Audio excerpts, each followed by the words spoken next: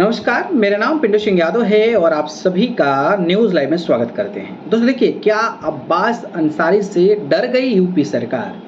क्या यूपी सरकार सच में डर गई है अब्बास अंसारी से?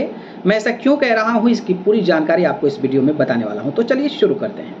दोस्तों देखिए, उत्तर प्रदेश की सियासत में ऐसे कई सारे नेता हैं, खास करके बीजेपी के, जो कि कंट्रोवर्शियल बयान दिए हैं, विवादित बयान दिए हैं और उस बयान की वजह से वो फिर भी खुलेआम तरीके से घूमते हैं। लेकिन अब्बास अंसारी ने कहा था कि अधिकारियों से हिसाब किताब लिया जाएगा और इस बयानबाजी के दौर पर भड़काऊ भाषण माना गया और कोर्ट ने 2 साल की सज़ा सुना दी। और 2 साल की सज़ा सुना दी और कोई विधायक की कोई संवैधानिक पोस्ट पे है तो उसकी कुर्सी चली जाती है और अब्बास अंसारी की भी कुर्सी चली गई है।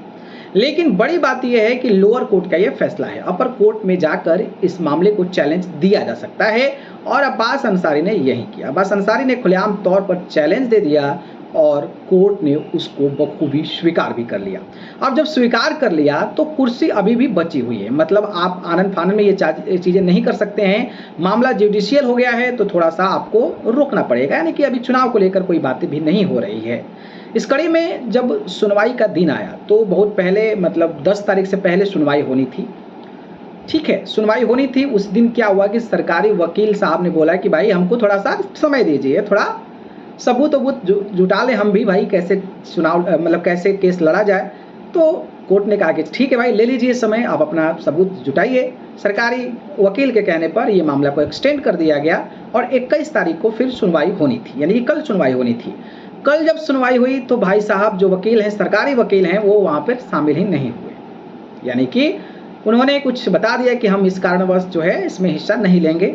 अब बताइए, सरकारी वकील हैं, इतना बड़ा मुकदमा है, एक विधायक का मुकदमा है, लेकिन सरकारी वकील साहब नहीं पहुंच रहे।